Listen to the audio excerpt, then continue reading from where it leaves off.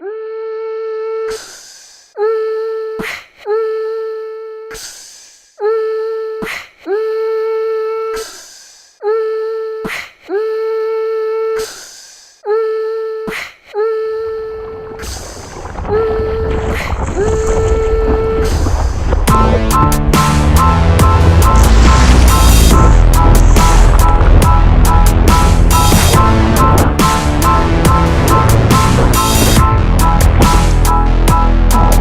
morning, welcome to the vlog. Today we are going to talk about how to read the surf report.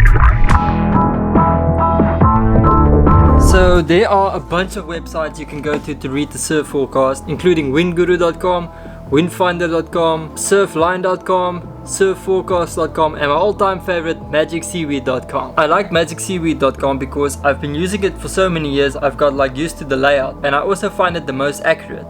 They have a nice app that you can use for your phone, which I really recommend downloading, but for this vlog I'm going to show you their website. So you're just going to do a quick Google Magic Seaweed. Got it, but first you'll have to unlock your device. I didn't say okay Google, but thank you. You gotta Google magicseaweed.com, and then on the homepage there's a search menu. So here you type in the spot you want to search for, or in my case I'll just search the island. At the moment I am in Siargao in the Philippines. Then they bring up a map, and then you will be able to look for your spots. If you don't know what spot you are looking for, you can scroll down to a list of spots, and it will already show you which spot in your area is gonna be the best. So for me, I already know I want to surf at Tuazon, so I'm just gonna go click on Tuazon on the map and then view surf report. So what you're gonna see now is the current surf report for the spot you are looking for. I'm gonna need you to scroll a bit down and go to the forecast for today. So this is the forecast for today. The first thing that you'll want to change is the units. So to do that, you can go to this gear and change your units to whatever you feel more comfortable with. They give you a chart for UK, US and Europe, so you can have it in feet or meters or miles per hour or kilometers per hour, whatever you are used to. So back to today's forecast. So the first thing that I need to point out is that every spot is different, and every spot is gonna have different requirements. For every spot, what you read on the surf report is not gonna reflect the same, but what you all need to do is get used to reading the surf report and go surf and see what it is like at your local break. So let's jump into the forecast. Firstly, I'm gonna leave out the swell and the wind and look at the bottom of today's forecast. There's a visual graph of what the tides are doing. You can see high tide is around 7 and low tide is around 1. Then it's high tide at around 7:30 again.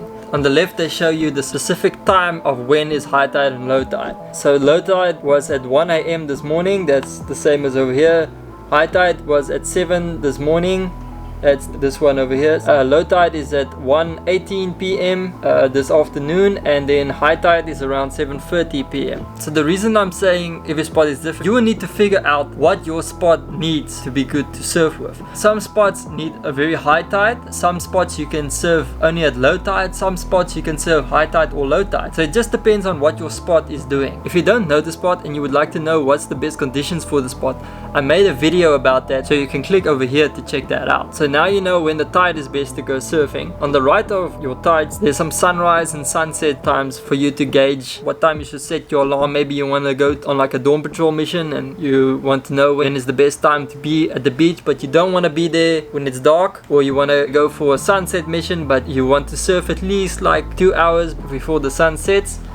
This is what's going to show you. On the far left you can see there's some time slots that show you predictions for every 3 hours of the day. Let's check this morning at 6 AM. The primary swell is 1.5 foot at 10 seconds, and they also give you the direction. Oh, it's east 92 degrees. So the primary swell is normally what you're gonna look at. There is a secondary swell which sometimes can interfere with the forecast, but most of the time in my experience it didn't really affect it, but it depends if it's the same direction as the primary swell. So here you can see the swell is 1.5 feet at 10 seconds. So the 1.5 feet means the physical height of the wave from the bottom to the top. Now 1.5 foot back home would be too small to surf, but luckily over here on this island it wasn't too bad. So what you generally will be looking for is for a wave between 3 foot and 6 foot to at least know you will have good swell.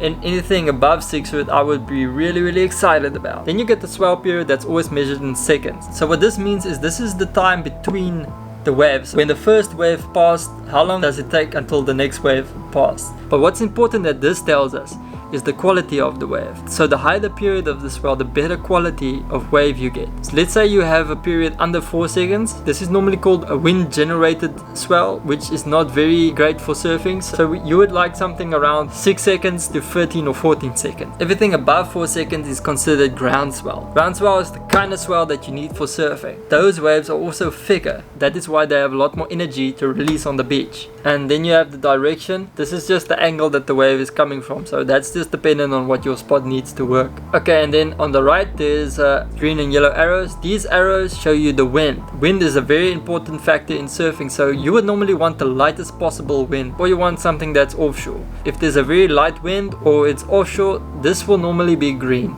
So green is go. Orange is normally when the wind is a little bit stronger or it is onshore. Red is when the wind is too strong. You don't want to go when it's too strong, then it's choppy and it's just a nightmare. Don't go when it's red. Then they give you the wind speed in whatever unit you chose earlier, 2 miles an hour, 3 miles an hour. It's not a lot of wind. This is good conditions to go surfing.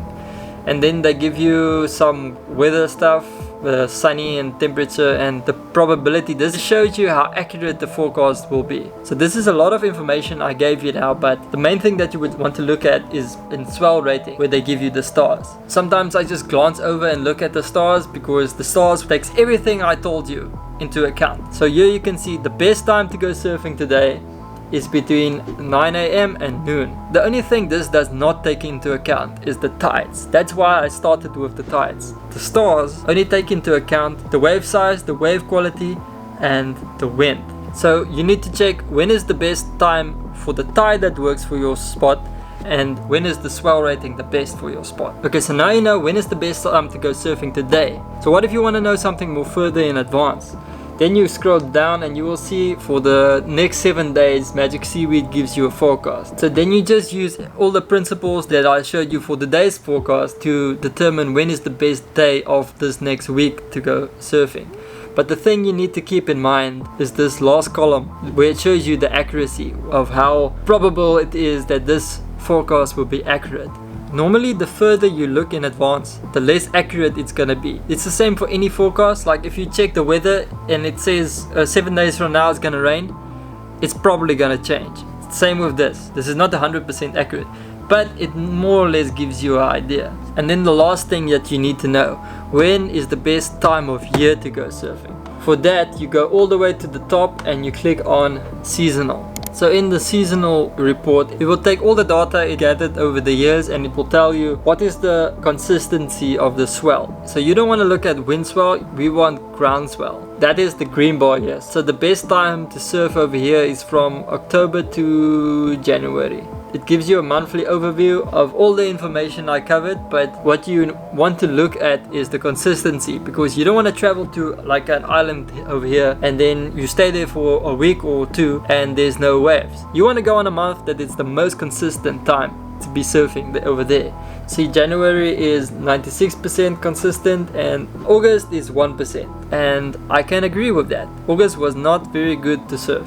Anyway, that's the end of this video. Hit that like button if you liked it, subscribe if you want to see more videos like this one, and then I guess I'll see you in the next one, bro.